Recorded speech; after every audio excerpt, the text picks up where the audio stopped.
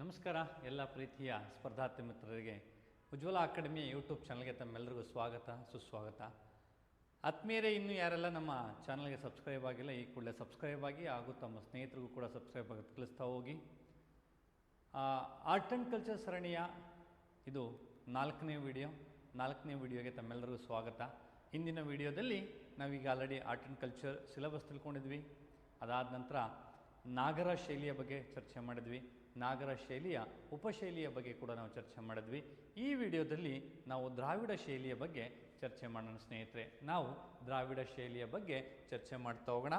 ಆ ದ್ರಾವಿಡ ದೇವಸ್ಥಾನದ ವಾಸ್ತುಶಿಲ್ಪ ಅನ್ನುವಂಥ ವಿಚಾರಕ್ಕೆ ಬಂದಾಗ ನಾವು ಕರ್ನಾಟಕದ ಕೆಲವು ಭಾಗಗಳಲ್ಲಿ ಮತ್ತು ತಮಿಳುನಾಡಿನ ಬಹುತೇಕ ಸಂಪೂರ್ಣ ತಮಿಳುನಾಡಲ್ಲಿ ಕಂಡುಬರುವಂಥ ಎಲ್ಲ ದೇವಾಲಯಗಳನ್ನು ಒಟ್ಟಾರೆಯಾಗಿ ಹೇಳೋದಾದರೆ ನಾವು ದ್ರಾವಿಡ ವಾಸ್ತುಶಿಲ್ಪ ಅಂತ ಹೇಳ್ತೀವಿ. ಕೆಲವರ ಅಭಿಪ್ರಾಯ ಪಲ್ಲವರದ್ದು ಸಪ್ರೇಟ್ ಹೇಳ್ತಾ ಹೋಗ್ತಾರೆ. ಪಲ್ಲವರ ಕಾಲದಲ್ಲಿ ನಿರ್ಮಾಣ ಆಗಿರುವಂಥ ದೇವಸ್ಥಾನಗಳನ್ನು ದ್ರಾವಿಡ ಶೈಲಿಯಿಂದ ಹೊರಗಿಟ್ಟು ಹೇಳ್ತಾ ಹೋಗ್ತಾರೆ. ಕೆಲವರು ಪಲ್ಲವರನ್ನ ಇದ್ರ ಜೊತೆ ಸೇರಿಸಿ ಹೇಳ್ತಾ ಹೋಗ್ತಾರೆ. ಸೊ ಒಟ್ಟಾರೆಯಾಗಿ ದಕ್ಷಿಣ ಭಾರತ ದೇವಾಲಯಗಳನ್ನು ದ್ರಾವಿಡ ಅಂತೇಳಿ ಕರಿತೀವಿ. ಅದರಲ್ಲೂ ವಿಶೇಷವಾಗಿ ತಮಿಳುನಾಡಿನಲ್ಲಿ ಏನು ವಿಕಸನಗೊಂಡಂತಹ ಚೋಳರ ಕಾಲದಲ್ಲಿ ಮತ್ತು ಪಲ್ಲವರ ಕಾಲದಲ್ಲಿ ವಿಕಸನಗೊಂಡಂಥ ಒಂದು ದೇವಾಲಯದ ವಾಸ್ತುಶಿಲ್ಪ ಏನಿದೆ, ಈ ವಾಸ್ತುಶಿಲ್ಪವನ್ನು ನಾವು ದ್ರಾವಿಡ ವಾಸ್ತುಶಿಲ್ಪ ಅಂತ ಕೂಡ ಕರಿತೀವಿ ಸ್ನೇಹಿತರೆ. ಸೊ ವಿಶೇಷವಾಗಿ ಕೆಲವು ಕಡೆ ಈ ದ್ರಾವಿಡ ವಾಸ್ತುಶಿಲ್ಪವನ್ನು ಚೋಳರ ವಾಸ್ತುಶಿಲ್ಪ ಅಂತೇಳಿ ಕರಿತಾ ಹೋಗ್ತೀವಿ. ಹಿಂದೆ ಈಗ ಆಲ್ರೆಡಿ ನಾವು ಡಿಸ್ಕಷನ್ಸ್ ಮಾಡಿದ್ವಿ, ಕೆಲವೊಂದಷ್ಟು ವಿಚಾರಗಳನ್ನು ಡಿಸ್ಕಷನ್ಸ್ ಮಾಡಿದ್ವಿ. ಏನು ವಿಚಾರಗಳನ್ನು ಡಿಸ್ಕಷನ್ಸ್ ಮಾಡಿದ್ವಿ ಅಂತಂದರೆ, ನಾಗರ ಶೈಲಿ ಅನ್ನುವಂಥ ವಿಚಾರ ಬಂದಾಗ ನಾವು ಒಂದಷ್ಟು ವಿಚಾರಗಳನ್ನು ಡಿಸ್ಕಷನ್ಸ್ ಮಾಡಿದ್ವಿ. ಅದು ಜಗಲಿ ಮೇಲೆ ನಿರ್ಮಾಣ ಆಗಿರುತ್ತೆ ಅನ್ನುವಂಥದ್ದು, ಆಮೇಲೆ ಅಲ್ಲಿ ಶಿಖರಗಳು ಶಿಖರ ಅಂತ ಇರುತ್ತೆ ಅನ್ನುವಂಥದ್ದು, ಆಮೇಲೆ ಆ ಶಿಖರ ಪ್ರಮುಖ ದೇವಸ್ಥಾನದ ಮೇಲೆ ಇರುತ್ತೆ ಅನ್ನುವಂಥದ್ದು ನಾವು ನೋಡಿದ್ವಿ. ಪ್ರಮುಖ ದೇವಸ್ಥಾನದ ಮೇಲೆ ಇರುವಂಥದ್ದನ್ನ ನಾವು ನೋಡಿದ್ವಿ. ಇಲ್ಲಿ ನಮ್ಮಲ್ಲಿ ಇಲ್ಲಿ ದ್ರಾವಿಡ ಶೈಲಿ ಅಂತ ಬಂದಾಗ ಶಿಖರ ಬರಲ್ಲ, ಬದಲಿಗೆ ಅದು ವಿಮಾನಗಳು ಅಂತ ಕಂಡು ಬರ್ತೇವೆ. ವಿಮಾನ ಅಂತೇಳಿ ಕರಿತೀವಿ. ಅದು ಪಿರಮಿಡ್ ಆಕೃತಿಯಲ್ಲಿರುತ್ತೆ ಅನ್ನುವಂಥ ವಿಚಾರವನ್ನು ನಾವು ಡಿಸ್ಕಷನ್ಸ್ ಮಾಡಿದ್ದೆ. ರೈಟ್. ಈ ದ್ರಾವಿಡ ವಾಸ್ತುಶಿಲ್ಪದ ಪ್ರಮುಖ ಲಕ್ಷಣಗಳು ಏನು ಅನ್ನುವಂಥದ್ದು ನಾವು ನೋಡಬೇಕಾಗುತ್ತೆ ಸ್ನೇಹಿತರೆ. ದ್ರಾವಿಡ ವಾಸ್ತುಶಿಲ್ಪದಲ್ಲಿ ಪ್ರಮುಖ ಲಕ್ಷಣಗಳು ದೇವಾಲಯದ ಸುತ್ತಲ ಎತ್ತರದ ತಡೆಗೋಡೆಗಳಿರ್ತವೆ. ದೇವಾಲಯದ ಸುತ್ತಲೂ ಎತ್ತರದ ತಡೆಗೋಡೆಗಳಿರ್ತವೆ ಎನ್ನುವಂಥದ್ದನ್ನ ತಾವು ನೆನಪಿಟ್ಕೋಬೇಕಾಗುತ್ತೆ. ಸೊ ಅದೇ ಉತ್ತರ ಭಾರತದ ದೇವಸ್ಥಾನಗಳಲ್ಲಿ ಅಥವಾ ನಾಗರ ಶೈಲಿಯ ದೇವಸ್ಥಾನಗಳಲ್ಲಿ ಈ ತಡೆಗೋಡೆ ಅನ್ನುವಂಥ ಕಾನ್ಸೆಪ್ಟ್ ಇರೋದಿಲ್ಲ. ಆದರೆ ನಮ್ಮಲ್ಲಿ ದ್ರಾವಿಡ ಶೈಲಿಯಲ್ಲಿ ತಡೆಗೋಡೆಗಳು ಎಲ್ಲ ಕಡೆ ಕಂಡು ಬರ್ತವೆ. ತಾವು ನೋಡ್ಬೋದು. ಈಗ ಕರ್ನಾಟಕದಲ್ಲೇ ಹೋಗೋದಾದರೆ ನೀವು ಚಿಕ್ಕಬಳ್ಳಾಪುರದಲ್ಲಿರುವಂಥ ಭೋಗನಂದೀಶ್ವರನ ದೇವಸ್ಥಾನವನ್ನು ನೋಡ್ಬೋದು, ಅಥವಾ ಬೆಂಗಳೂರಲ್ಲಿರುವಂಥ ಸೋಮೇಶ್ವರ ದೇವಸ್ಥಾನವನ್ನು ನೋಡ್ಬೋದು, ಅಥವಾ ಮೈಸೂರು ಚಾಮುಂಡೇಶ್ವರಿ ದೇವಸ್ಥಾನ ಕೂಡ ಇದೇ ಒಂದು ಶೈಲಿಯಲ್ಲಿ ನಿರ್ಮಾಣ ಆಗಿರುವಂಥ ದೇವಸ್ಥಾನ ಸ್ನೇಹಿತರೆ. ರೈಟ್. ಸೊ ಎತ್ತರದ ತಡೆಗೋಡೆಗಳು ಅಥವಾ ಎತ್ತರದ ಗೋಡೆಗಳಿರ್ತವೆ. ಸೊ ಈ ದ್ರಾವಿಡ ವಾಸ್ತುಶಿಲ್ಪದ ಮತ್ತೊಂದು ಪ್ರಮುಖವಾದಂಥ ವಿಚಾರ ಏನಪ್ಪ ಅಂತಂದರೆ, ನಾವು ನಾಗರ ಶೈಲಿಯಲ್ಲಿ ನಾವು ಚರ್ಚೆ ಮಾಡಬೇಕಾದಂಥ ಸಂದರ್ಭದಲ್ಲಿ ಸೋಲಂಕಿ ಅಥವಾ ಗುಜರಾತ್ನಲ್ಲಿ ಕಂಡುಬರುವಂಥ ದೇವಸ್ಥಾನಗಳೇನಿದ್ದಾವೆ ಅಲ್ಲಿ ನಾವು ಕಲ್ಯಾಣಿಗಳನ್ನು ಕಾಣ್ತಿದ್ವಿ ಎನ್ನುವಂಥದ್ದನ್ನ ಹೇಳಿದ್ದೆ. ಕಲ್ಯಾಣಿ ಅಥವಾ ಸೂರ್ಯಕುಂಡ ಅನ್ನುವಂಥ ಹೆಸರನ್ನ ಕಲ್ಯಾಣಿಗಳು ಕಾಣ್ತವೆ ಎನ್ನುವಂಥ ವಿಚಾರವನ್ನು ಡಿಸ್ಕಷನ್ಸ್ ಮಾಡಿದ್ವಿ. ಇಲ್ಲಿ ನಾಗರ ಶೈಲಿಯ ಬಹುತೇಕ ದೇವಸ್ಥಾನಗಳ ಮುಂಭಾಗದಲ್ಲಿ ಅಥವಾ ದೇವಸ್ಥಾನದ ಆವರಣದಲ್ಲಿ, ಕೆಲವು ಕಡೆ ದೇವಸ್ಥಾನದ ಆವರಣದೊಳಗಡೆ ಕಲ್ಯಾಣಿಗಳಿರ್ತವೆ, ಕೆಲವೊಂದು ಕಡೆ ದೇವಸ್ಥಾನದ ಮುಂಭಾಗದಲ್ಲಿ ಕಲ್ಯಾಣಿಗಳು ಕಂಡುಬರ್ತವೆ. ಸೊ ದ್ರಾವಿಡ ಶೈಲಿಯ ವಾಸ್ತುಶಿಲ್ಪದಲ್ಲಿ ಕಲ್ಯಾಣಿಗಳು ಪ್ರಮುಖ ಪಾತ್ರ ವಹಿಸಿರ್ತವೆ. ಅಂದರೆ ಬಹುತೇಕ ದೇವಾಲಯಗಳ ಮುಂದೆ ಕಲ್ಯಾಣಿಗಳಿರ್ತವೆ, ಒಳಾವರಣದಲ್ಲಿ ಕಲ್ಯಾಣಿಗಳಿರ್ತವೆ, ಕೆಲವು ಕಡೆ ಹೊರಗಡೆ ಇರ್ತವೆ ಅನ್ನುವಂಥದ್ದನ್ನ ತಾವು ನೆನಪಿಟ್ಕೋಬೇಕಾಗುತ್ತೆ. ಆಮೇಲೆ ಗರ್ಭಗುಡಿಯ ಮುಂದೆ ದ್ವಾರಪಾಲಕರ ಪ್ರತಿಮೆಗಳಿರ್ತವೆ. ಸೊ ಗರ್ಭಗುಡಿಯ ಮುಂದೆ ದ್ವಾರಪಾಲಕರ ಪ್ರತಿಮೆ ಇರ್ತವೆ ಎನ್ನುವಂಥದ್ದನ್ನು ಹೇಳಿದ್ದೆ. ನಾಗರ ಶೈಲಿಯಲ್ಲಿ ಗರ್ಭಗುಡಿಯ ಮುಂದೆ ಗಂಗಾ ಮತ್ತು ಯಮುನಾ ನದಿ ದೇವತೆಗಳ ಪ್ರತಿಮೆಗಳಿರ್ತವೆ ಅಂತ ಹೇಳಿದೆ. ಇಲ್ಲಿ ದ್ವಾರಪಾಲಕರ ಪ್ರತಿಮೆಗಳಿರ್ತವೆ ಸ್ನೇಹಿತರೆ. ಸೊ ಬೃಹತ್ ಗೋಪುರಗಳು ಕಂಡು ಬರ್ತವೆ. ರೈಟ್. ಸೊ ಇಲ್ಲಿ ಬೃಹತ್ ಗೋಪುರಗಳು ಕಂಡು ಬರ್ತವೆ. ಅದಾದಮೇಲೆ ನಾವೆಲ್ಲ ಹೇಳ್ದಂಗೆ ಅಲ್ಲಿ ಶಿಖರ ಅಂತ ಕರಿತೀವಿ. ಇಲ್ಲಿ ವಿಮಾನಗಳಿರ್ತವೆ. ವಿಮಾನವೇನಾಗುತ್ತೆ ಅಂತಂದರೆ, ಸೊ ಹಂತವಾಗಿ ಕೆಳಗಡೆ ದೊಡ್ಡದಾಗಿರುತ್ತೆ, ಮೇಲೆ ಹೋಗ್ತಾ ಹಂತವಾಗಿ ಪಿರಮಿಡ್ ಆಕೃತಿಯಲ್ಲಿ ಸ್ಟೆಪ್ ಬೈ ಸ್ಟೆಪ್ ಹಂತವಾಗಿ ಕಡಿಮೆ ಆಗ್ತಾ ಹೋಗುತ್ತೆ. ರೈಟ್. ಸೊ ಅದಾದ ನಂತರ ಆ ಗೋಪುರಗಳು ಇರ್ತವೆ, ವಿಮಾನ ಪಿರಮಿಡ್ಗಳನ್ನ ನಾವು ನೋಡಿದ್ವಿ. ಇದಿಷ್ಟು ಏನು ದ್ರಾವಿಡ ಶೈಲಿಯ ಆರ್ಕಿಟೆಕ್ಚರ್ನ ಪ್ರಮುಖ ಲಕ್ಷಣಗಳು ಅನ್ನುವಂಥದ್ದನ್ನ. ರೈಟ್. ಸೊ ಫಸ್ಟು ಗರ್ಭಗುಡಿ ಅನ್ನುವಂಥದ್ದು ನೆನಪಿಟ್ಕೋಬೇಕಾಗುತ್ತೆ. ಅದಾದ ನಂತರ ವಿಶೇಷವಾಗಿ ಕಲ್ಯಾಣಿಗಳ ಬಗ್ಗೆ ನೆನಪಿಟ್ಕೋಬೇಕಾಗುತ್ತೆ. ಗರ್ಭಗುಡಿಯ ಮುಂಭಾಗದಲ್ಲಿ ದ್ವಾರಪಾಲಕರು ಇರ್ತಾವಲ್ಲ ಪ್ರತಿಮೆಗಳು, ಅವ್ರ ಬಗ್ಗೆ ತಾವು ನೆನಪಿಟ್ಕೋಬೇಕಾಗುತ್ತೆ. ಇಲ್ಲಿ ಬೃಹತ್ ಗೋಪುರಗಳು ಕಂಡು ಬರ್ತವೆ. ಇವತ್ತವೆಲ್ಲ ನೋಡಿರ್ಬೇಕನ್ಸುತ್ತೆ. ಬೃಹತ್ ಗೋಪುರಗಳು ಅಂತ ಬಂದಾಗ ಈಗ ಮಧುರೈನಲ್ಲಿ ಗೋಪುರ ಇರ್ಬೋದು, ಅಥವಾ ಮುರುಡೇಶ್ವರದಲ್ಲಿ ದೊಡ್ಡ ಎತ್ತರದ ಗೋಪುರ ಇರ್ಬೋದು, ತಂಜಾವೂರು ಇರ್ಬೋದು. ಸೊ ಅಥವಾ ನಮ್ಮ ಕರ್ನಾಟಕದಲ್ಲಿ ಶ್ರೀರಂಗಪಟ್ಟಣದಲ್ಲಿರುವಂಥ ಶ್ರೀ ರಂಗನಾಥ ಸ್ವಾಮಿ ದೇವಸ್ಥಾನ ಇರ್ಬೋದು, ಇವೆಲ್ಲವೂ ಕೂಡ ಈ ದ್ರಾವಿಡ ಶೈಲಿಗೆ ಉದಾಹರಣೆಗಳಾಗಿರ್ತವೆ ಎನ್ನುವಂಥದ್ದು. ಅವನ್ನ ವೇದಿಕೆಯ ಮೇಲೆ ಕಟ್ಟಿರ್ತಾರೆ, ಇದು ವೇದಿಕೆಯ ಮೇಲೆ ನಿರ್ಮಾಣ ಮಾಡಿಲ್ಲ ಅನ್ನುವಂಥದ್ದು ತಾವು ನೆನಪಿಟ್ಕೋಬೇಕಾಗುತ್ತೆ ಸ್ನೇಹಿತರೆ. ದ್ರಾವಿಡ ಶೈಲಿಗೆ ಇಷ್ಟು ಪ್ರಮುಖ ಉದಾಹರಣೆಗಳಾಗ್ತವೆ ಎನ್ನುವಂಥದ್ದು ಹೇಳ್ತಾ, ಸೊ ಈ ದ್ರಾವಿಡ ಶೈಲಿಯಲ್ಲಿ ನಿರ್ಮಾಣ ಆಗಿರುವಂಥ ಪ್ರಮುಖ ದೇವಸ್ಥಾನಗಳಲ್ಲಿ ಅಂತ ಬಂದಾಗ ನಮಗೆ ರಾಜರಾಜೇಶ್ವರ ಟೆಂಪಲ್ ದೇವಸ್ಥಾನ ಅಥವಾ ಇದನ್ನು ಬೃಹದೇಶ್ವರ ದೇವಸ್ಥಾನ ಅಂತೇಳಿ ಕರಿತೀವಿ. ಇದು ತಮಿಳುನಾಡಿನ ತಂಜಾವೂರಿನಲ್ಲಿದೆ. ಸೊ ಈ ದೇವಸ್ಥಾನವನ್ನು ತಾವು ನೋಡ್ಬೋದಾಗಿದೆ ಸ್ನೇಹಿತರೆ, ಈ ದೇವಸ್ಥಾನವನ್ನು ತಾವು ನೋಡ್ಬೋದಾಗಿದೆ, ರೈಟ್. ಇದು ರಾಜರಾಜೇಶ್ವರ ದೇವಸ್ಥಾನ. ಸೊ ಈ ದೇವಸ್ಥಾನವನ್ನು ಯಾರು ನಿರ್ಮಾಣ ಮಾಡದ ಅನ್ನುವಂಥ ನಮ್ಮ ಕಾಂಪಿಟೇಟಿವ್ ಎಕ್ಸಾಮಲ್ಲಿ ಕೇಳ್ತಾರೆ. 1ನೇ ರಾಜರಾಜ ಚೋಳ ಈ ತಂಜಾವೂರಿನ ದೇವಸ್ಥಾನದ ನಿರ್ಮಾತೃ. ಇದು ಶಿವನಿಗೆ ಬೃಹದೇಶ್ವರ, ರಾಜರಾಜೇಶ್ವರ, ಸೊ ಈಶ್ವರನಿಗೆ ಅರ್ಪಿಸಿರುವಂಥ ದೇವಸ್ಥಾನವಾಗಿದೆ. ಈ ದೇವಸ್ಥಾನವನ್ನು ಸಂಪೂರ್ಣವಾಗಿ ದಕ್ಷಿಣ ಭಾರತದಲ್ಲಿ ಸಿಗುವ ಕಲ್ಲಿನಿಂದ ನಿರ್ಮಾಣ ಮಾಡಲಾಗಿದೆ.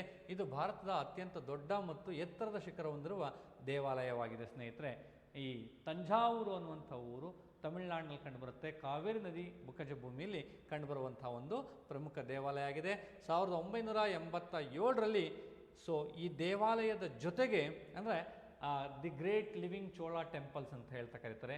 ಸೊ ಅಂದರೆ ಈ ತಂಜಾವೂರಿನ ರಾಜರಾಜೇಶ್ವರ ದೇವಸ್ಥಾನದ ಜೊತೆಗೆ ಸೊ ದಾರಸೂರಂನಲ್ಲಿರುವ ಐರಾವತೇಶ್ವರ ದೇವಸ್ಥಾನ ಮತ್ತು ಗಂಗೈಕೊಂಡ ಚೋಳಾಪುರ ದೇವಸ್ಥಾನ, 3 ದೇವಸ್ಥಾನಗಳನ್ನು, ತಂಜಾವೂರಿನ ಬೃಹದೇಶ್ವರ ಅಥವಾ ರಾಜರಾಜೇಶ್ವರ, ಗಂಗೈಕೊಂಡ ಚೋಳಾಪುರಂ ದೇವಸ್ಥಾನ ಮತ್ತು ದಾರಸೂರಂನಲ್ಲಿರುವಂಥ ಐರಾವತೇಶ್ವರ ದೇವಸ್ಥಾನ, ಈ 3 ದೇವಸ್ಥಾನಗಳನ್ನು 1987ರಲ್ಲಿ ಯುನೆಸ್ಕೋ ವಿಶ್ವ ಪಾರಂಪರಿಕ ಪಟ್ಟಿಗಳ ಸ್ಥಾನದಲ್ಲಿ ಸೇರಿಸಲಾಗಿದೆ. ಇದಕ್ಕೆ the great living Chola temples ಅಂದರೆ ಇವತ್ತಿಗೂ ಕೂಡ ಎಕ್ಸಿಸ್ಟಲ್ಲಿರುವಂಥ ಚೋಳ ದೇವಾಲಯಗಳಂತೇಳಿ ಇದನ್ನು ಸೇರಿಸಲಾಗಿದೆ ಸ್ನೇಹಿತರೆ, ರೈಟ್. ಸೊ ಇದರ ನಂತರ ನಾವು ಹೋಗೋದಾದರೆ ಗಂಗೈಕೊಂಡ ಚೋಳಾಪುರಂ ದೇವಸ್ಥಾನ. ಸೊ ತಾವು ನೋಡ್ಬೋದು. ಸೊ ಇಲ್ಲಿ ಒಂದು ಈ ತಂಜಾವೂರು ಇರ್ಬೋದು, ಗಂಗೈಕೊಂಡ ಚೋಳಾಪುರಂ ಇರ್ಬೋದು ಅಥವಾ ದಾರಸೂರಂಲಿರ್ಬೋದು, ದೇವಸ್ಥಾನ, ಶಿವನ ದೇವಸ್ಥಾನದ ಮುಂದೆಗಡೆ ನಂದಿಯ ವಿಗ್ರಹ ಕೂಡ ಕಂಡುಬರುತ್ತೆ ಅನ್ನುವಂಥದ್ದನ್ನ ತಾವು ನೆನಪಿಟ್ಕೋಬೇಕಾಗುತ್ತೆ ಸ್ನೇಹಿತರೆ, ರೈಟ್. ಸೊ ಅದಾದ ನಂತರ ನಾವು ಮುಂದೆ ಹೋಗೋದಾದರೆ ಈ ದೇವಾಲಯವನ್ನು ರಾಜೇಂದ್ರ ಚೋಳ ನಿರ್ಮಾಣ ಮಾಡ್ತಾನೆ ಅನ್ನುವಂಥದ್ದು, ಗಂಗೈಕೊಂಡ ಚೋಳಾಪುರಮನ್ನು, ಆಯಿತಾ. ಸೊ ರಾಜೇಂದ್ರ ಚೋಳ ಉತ್ತರ ಭಾರತದ ದಂಡಯಾತ್ರೆಯ ನೆನಪಿಗಾಗಿ ಇದನ್ನು ನಿರ್ಮಾಣ ಮಾಡ್ತಾನೆ. ಗಂಗೈಕೊಂಡ ಚೋಳಾಪುರಂ ಈ ದೇವಸ್ಥಾನ ಕಾವೇರಿ ನದಿ ದೇವಸ್ಥಾನದ ದಡದಲ್ಲಿದೆ ಎನ್ನುವಂಥದ್ದು. ಇದು ಭೋಗಶಕ್ತಿ ಮತ್ತು ಅಲ್ಲಿನ ಸುಬ್ರಹ್ಮಣ್ಯನ ಕಂಚಿನ ಶಿಲ್ಪಗಳು, ರೈಟ್, ಚೋಳರ ಮೇರು ಕೃತಿಗಳಾಗಿವೆ ಎನ್ನುವಂಥ ವಿಚಾರವನ್ನು ತಾವು ನೆನಪಿಟ್ಕೋಬೇಕಾಗುತ್ತೆ. ಸೊ ಅಲ್ಲಿರುವಂಥ ಭೋಗಶಕ್ತಿ ಮತ್ತು ಸುಬ್ರಹ್ಮಣ್ಯನ ಕಂಚಿನ ಶಿಲ್ಪಗಳು ಭಾಳ ಫೇಮಸ್ ಆಗಿದ್ದಾವೆ. ಈ ದೇವಸ್ಥಾನ ನಂತರ ಚೋಳರ ಅರಸರು ತಮ್ಮ ದೇವಸ್ಥಾನಗಳಲ್ಲಿ ತಮ್ಮ ಮೂರ್ತಿಗಳನ್ನು ಇಡೋದಕ್ಕೆ ಆರಂಭಿಸಿದರು ಅನ್ನುವಂಥದ್ದನ್ನ ತಾವು ನೆನಪಿಟ್ಕೋಬೇಕಾಗುತ್ತೆ. ಇನ್ನು ಉಳಿದಂತೆ 3ನೇ ದೇವಸ್ಥಾನ ಅಂತಂದರೆ ಅದು ಐರಾವತೇಶ್ವರ ದೇವಸ್ಥಾನ ದಾರಸೂರಂನ ಐರಾವತೇಶ್ವರ ದೇವಸ್ಥಾನ ಆಗಿದೆ. ಇದು ಈ ಐರಾವತೇಶ್ವರ ದಾರಸೂರಂನಲ್ಲಿರುವಂಥ ಐರಾವತೇಶ್ವರ ದೇವಸ್ಥಾನವನ್ನು 2ನೇ ರಾಜರಾಜ ಚೋಳ ನಿರ್ಮಿಸಿದ ಅನ್ನುವಂಥದ್ದು. ಇದು ತಂಜಾವೂರು ಮತ್ತು ಗಂಗೈಕೊಂಡ ಚೋಳಾಪುರಂ, ತಂಜಾವೂರಿನ ಬೃಹದೇಶ್ವರ ಮತ್ತು ಗಂಗೈಕೊಂಡ ಚೋಳಾಪುರಂ ದೇವಸ್ಥಾನಕ್ಕೆ ಹೋಲಿಕೆ ಮಾಡ್ಕೊಂಡಾಗ ಈ ದೇವಸ್ಥಾನ ಗಾತ್ರದಲ್ಲಿ ತುಂಬ ಚಿಕ್ಕದಾಗಿದೆ. ಇದು ಪ್ರದಕ್ಷಿಣಾ ಪಥವಿಲ್ಲದ ಮತ್ತು ಅಕ್ಷೀಯ ಮಂಟಪಗಳಿಲ್ಲದ ಗರ್ಭಗುಡಿಯನ್ನು ಒಳಗೊಂಡಿದೆ ಸ್ನೇಹಿತರೆ. ಸೊ ಈ 3 ದೇವಸ್ಥಾನಗಳು ನಮಗೆ ದ್ರಾವಿಡ ವಾಸ್ತುಶಿಲ್ಪದ ಬಗ್ಗೆ ನಾವು ಚರ್ಚೆ ಮಾಡಬೇಕಾದಂಥ ಸಂದರ್ಭದಲ್ಲಿ ನಾವು ಅಧ್ಯಯನ ಮಾಡಲೇಬೇಕಾಗಿರುವಂಥ, ತಿಳಿಲೇಬೇಕಾಗಿರುವಂಥ ಸೊ ದೇವಸ್ಥಾನಗಳಂತಂದರೆ ತಪ್ಪಾಗಲಾರ್ದು. ನೆಕ್ಸ್ಟು ಶ್ರೀ ರಂಗನಾಥ ಸ್ವಾಮಿ ದೇವಾಲಯ ಅನ್ನುವಂಥ ನೆನಪಿಟ್ಕೋಬೇಕಾಗುತ್ತೆ. ಇದು ತಿರುಚನಾಪಲ್ಲಿಯ ಜಿಲ್ಲೆಯ ಶ್ರೀನಿವಾಸ ನೆಲ್ಲೂರಿನಲ್ಲಿರುವಂಥ ಒಂದು ದ್ರಾವಿಡ ಶೈಲಿಯ ದೇವಸ್ಥಾನವಾಗಿದೆ ಸ್ನೇಹಿತರೆ. ಈ ದೇವಸ್ಥಾನವನ್ನು 2ನೇ ಪಾರಂತಕನು ನಿರ್ಮಾಣ ಮಾಡಿದನು ಅಂತ ಹೇಳ್ತಾರೆ. ಇದರ ಗೋಪುರ 50 ಅಡಿ ಉದ್ದ ಇದೆ. ಸೊ ಎತ್ತರವಾಗಿದ್ದು ವಿಮಾನ ಗೋಡೆಗಳಲ್ಲಿ ಕಾಳಿ, ಸರಸ್ವತಿ, ಲಕ್ಷ್ಮಿ ಶಿಲ್ಪಗಳಿವೆ ಎನ್ನುವಂಥ ವಿಚಾರವನ್ನು ತಾವು ನೆನಪಿಟ್ಕೋಬೇಕಾಗುತ್ತೆ. ಇನ್ನು ಉಳಿದಂತೆ ಈ ದ್ರಾವಿಡ ಆರ್ಕಿಟೆಕ್ಚರಲ್ಲಿ ನಿರ್ಮಾಣ ಆಗಿರುವಂಥ ಕರ್ನಾಟಕದ ಪ್ರಮುಖ ಎಸ್ಪೆಷಲಿ ಚೋಳರ ಕಾಲದಲ್ಲಿ ನಿರ್ಮಾಣ ಆಗಿರುವಂಥ ಕರ್ನಾಟಕದ ಪ್ರಮುಖ ದೇವಸ್ಥಾನಗಳಂತಂದರೆ ಮೈಸೂರು ಬಳಿಯ ಆಲೂರಿನ ರಾಮೇಶ್ವರ ದೇವಾಲಯ, ಕೋಲಾರದ ಕೋಲಾರಮ್ಮನ ದೇವಾಲಯ, ಶ್ರೀನಿವಾಸ ನಲ್ಲೂರಿನ ಕೊರಂಗನಾಥ ದೇವಾಲಯ, ನೊಣವಿನಕೆರೆಯ ನೊಣಬೇಶ್ವರ ದೇವಾಲಯ, ಕೊಡಂಬಾಳೂರಿನ ಮೂವರ್ಕೊಯಿಲ್ ದೇವಾಲಯ, ನಂದಿಯಲ್ಲಿರುವ ನಂದಿ ಮಂಟಪಗಳು ಇವೆಲ್ಲವೂ ಕೂಡ ಚೋಳರ ಕಾಲದಲ್ಲಿ ನಿರ್ಮಾಣ ಆಗಿರುವಂಥ ದೇವಸ್ಥಾನಗಳು. ಇವು ದ್ರಾವಿಡ ಆರ್ಕಿಟೆಕ್ಚರ್ಲಿದ್ದಾವೆ ಅನ್ನುವಂಥ ತಾವು ಮರಿಬಾರ್ದು ಸ್ನೇಹಿತರೆ. ಇನ್ನು ಉಳಿದಂತೆ ನಮ್ಮ ಕರ್ನಾಟಕದ ಅತ್ಯಂತ ದೊಡ್ಡ ದೇವಸ್ಥಾನ ಅಂತಲೇ ಪ್ರಖ್ಯಾತಿಯನ್ನು ಪಡೆದಿರುವಂಥ ಶ್ರೀ ನಂಜನಗೂಡಿನ ಶ್ರೀಕಂಠೇಶ್ವರ ದೇವಾಲಯವು ಇದು ಗಂಗರ ಕಾಲದಲ್ಲಿ ನಿರ್ಮಾಣವಾದ ದೇವಸ್ಥಾನವಾದರೂ ಸಹ ಇದರ ಸಂಪೂರ್ಣ ಲಕ್ಷಣಗಳು ದ್ರಾವಿಡ ಶೈಲಿಯಲ್ಲಿದೆ ಅನ್ನುವಂಥ ವಿಚಾರವನ್ನು ತಾವು ನೆನಪಿಟ್ಕೋಬೇಕಾಗುತ್ತೆ ಸ್ನೇಹಿತರೆ. ಅದು ಬಿಟ್ಟರೆ ನಮಗೆ ಚಿಕ್ಕಬಳ್ಳಾಪುರ ಜಿಲ್ಲೆಯ ನಂದಿಯಲ್ಲಿರುವಂಥ ಭೋಗನಂದೀಶ್ವರ ದೇವಸ್ಥಾನವೂ ಸಹ ಈ ಗಂಗರ ಅದು ದ್ರಾವಿಡ ಶೈಲಿಯಲ್ಲಿ ಕಂಡುಬರ್ತವೆ ಅನ್ನುವಂಥ ವಿಚಾರವನ್ನು ತಾವು ನೆನಪಿಟ್ಕೋಬೇಕಾಗುತ್ತೆ. ರೈಟ್. ಸೊ ಇದಿಷ್ಟು ದ್ರಾವಿಡ ಶೈಲಿಗೆ ಅಥವಾ ಈ ಚೋಳರ ಕಾಲದಲ್ಲಿ ನಿರ್ಮಾಣ ಆಗಿರುವಂಥ ದೇವಸ್ಥಾನಗಳಿಗೆ ಉದಾಹರಣೆಯಾಗಿದೆ. ಸೊ ದ್ರಾವಿಡ ಮತ್ತೊಮ್ಮೆ ಹೇಳೋದಕ್ಕೆ ಇಷ್ಟಪಡ್ತೀನಿ, ತಾವೆಲ್ಲರೂ ಕೂಡ ಗಮನ ಇಟ್ಕಳಿಸ್ಕೋಬೇಕು. ದ್ರಾವಿಡ ಶೈಲಿ ಅನ್ನುವಂಥ ಒಂದು ವಾಸ್ತುಶಿಲ್ಪದ ಶೈಲಿ ಉಗಮವಾಗಿದ್ದು ದಕ್ಷಿಣ ಭಾರತದಲ್ಲಿ, ಅದರಲ್ಲೂ ವಿಶೇಷವಾಗಿ ತಮಿಳುನಾಡಿನಲ್ಲಿ ಅನ್ನುವಂಥ ವಿಚಾರವನ್ನು ತಾವು ನೆನಪಲ್ಲಿಟ್ಕೋಬೇಕಾಗುತ್ತೆ. ಚೋಳರ ಕಾಲದಲ್ಲಿ ಇದು ಮುನ್ನೆಲೆಗೆ ಬಂತು ಅನ್ನುವಂಥದ್ದು. ಕೆಲವರು ಪಲ್ಲವ ಚೋಳರ ಎರಡನ್ನೂ ಜೊತೆಯಾಗಿ ಪಲ್ಲವರ ಕಾಲದಲ್ಲಿ ನಿರ್ಮಾಣ ಮತ್ತು ಚೋಳರ ಕಾಲದ ನಿರ್ಮಾಣದ ದೇವಾಲಯಗಳನ್ನು ನಾವು ದ್ರಾವಿಡ ಅಂತೇಳಿ ಕರಿತೀವಿ.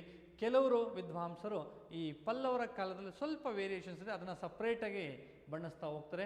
ಒಟ್ಟಾರೆಯಾಗಿ ಪಲ್ಲವರು ಮತ್ತು ಚೋಳವರು ಎಲ್ಲರನ್ನೂ ಸೇರಿಕೊಂಡಾಗ ದ್ರಾವಿಡ ಶೈಲಿ ಅಂತ ನಾವು ಕನ್ಸಿಡರ್ ಮಾಡ್ಕೊಂಡಿದ್ದೆ. ಆದರೆ ಅವಾಗ ನಮಗೆ ಮಹಾಬಲೇಶ್ವರನ ದೇವಾಲಯ ಕೂಡ ಇದರೊಳಗಡೆ ಬಂದು ಸೇರಿಕೊಳ್ಳುತ್ತೆ ಅನ್ನೋದನ್ನು ತಾವು ನೆನಪಿಟ್ಕೋಬೇಕಾಗುತ್ತೆ ಸ್ನೇಹಿತರೆ. ರೈಟ್. ಸೊ ಅದರ ಲಕ್ಷಣಗಳ ಬಗ್ಗೆ ಡಿಸ್ಕಷನ್ಸ್ ಮಾಡಿದ್ವಿ.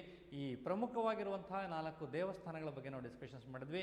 ಮತ್ತಷ್ಟು ಮಗದಷ್ಟು ವಿಡಿಯೋಗಳಿಗಾಗಿ ವಿಷಯಕ್ಕಾಗಿ ಮಾಹಿತಿಗಾಗಿ ಮುಂದಿನ ವಿಡಿಯೋವನ್ನು ತಾವು ನೋಡ್ತಾ ಇರಿ ಅಂತ ಹೇಳ್ತಾ ಈ ವಿಡಿಯೋ ಮುಗಿಸ್ತೀನಿ. ತಮ್ಮೆಲ್ಲರಿಗೂ ಧನ್ಯವಾದಗಳು.